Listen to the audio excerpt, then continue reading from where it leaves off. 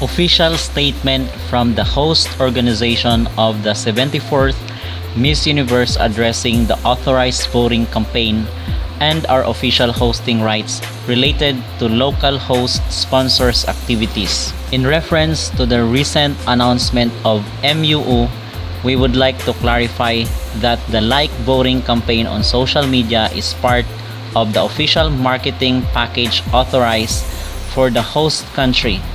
As the officially licensed host organization, we hold the rights to manage and execute such promotional activities within our territory.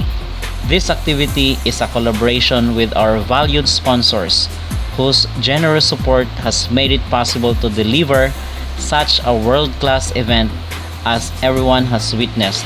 The voting process is a fair and transparent selection method designed to determine which delegates will participate in specific activities among a large number of contestants.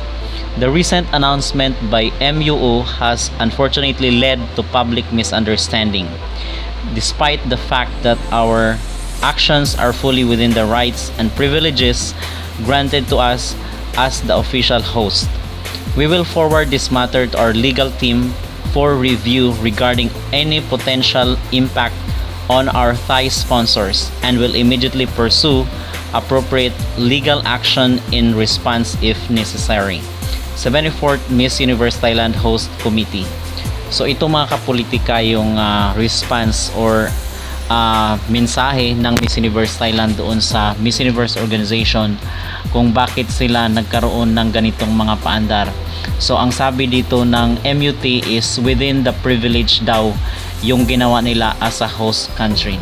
So yung sinasabi nga natin doon sa ating previous na video is wala naman sigurong mali dito sa ginawa nila na Watt, dahil ito ay isang pagpopromote nga doon sa mga candidate at malaman din nila kung sino yung popular dito sa social media kasi kinakailangan nga nila na magkaroon ng ingay, di ba? So para sa akin is walang mali doon sa ginawa nila Mr. Nawat, or baka naman triggered lang sila doon sa million na mga reactions at engagement ni Atisa dito sa pa-post ng MUT, kung kaya unauthorized daw yung ginawa nila Miss Universe Thailand. So mga kapolitika ngayon kasi is pinagtutulungan ng mga Latinos at ng ibang mga influencers itong sinawat. So nagkakaroon na tuloy ng division itong Asian at itong mga Latinos na kung saan ay pinagtatanggol ang bawat kanya-kanyang territory.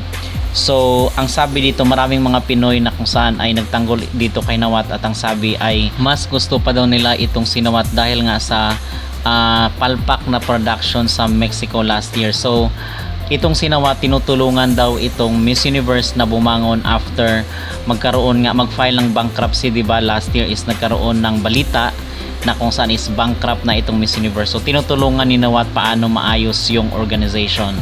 So siguro pride na rin ng mga Latinos kasi may gusto silang ipapanalo, hindi natin alam mga kapolitika, pero ang balita daw dito, mga usap-usapan sa social media is minomonopolize daw ng Miss Universe ang exposure ng ibang candidate.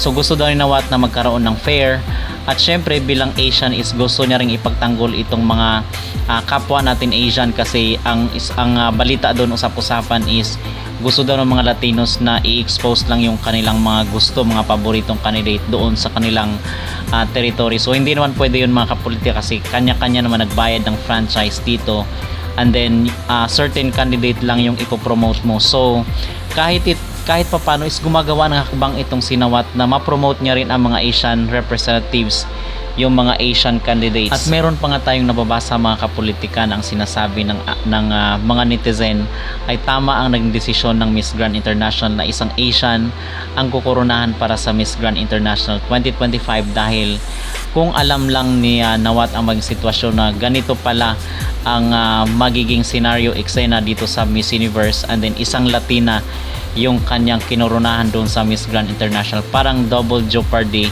yung mangyayari. So ito yung comment ng ating netizen dito sa social media na nakita natin mga kapolitika, kung kaya daw gusto ng Miss Universe na ipatigil itong mga paandar ni Nawat. Puro Latina na lang pinopost ni Miss Universe hindi belong ang Asia, kaya pala ayaw ng honor ng Miss Universe na makialam si Papa Nawat kasi Latinas lang ang bilong sa Miss Universe. Alam ko na yung galawan ng owner ng Miss Universe. Makikita mo palang hindi na nagkakasundo sa organization. Tapos makikita mo sa post ng Miss Universe na puro Latinas.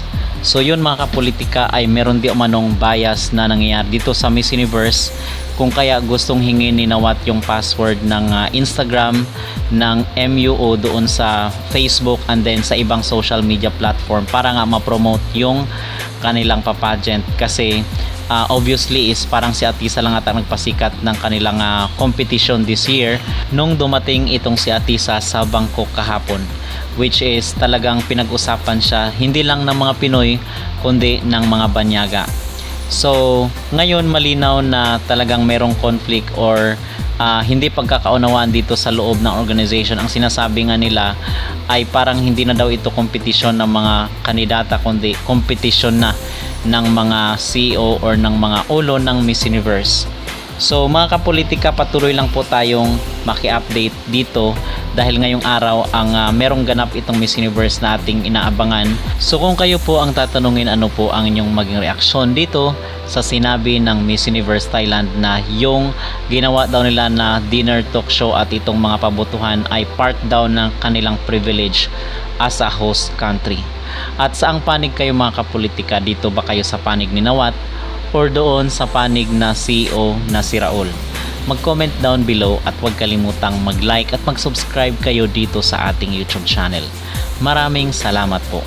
¡Escándalo! Ya comienza la tramoya en el Miss Universo 2025. Usuarios están inconformes porque Nawat publicó el top 10 de las más votadas en este concurso que él está haciendo para una cena especial.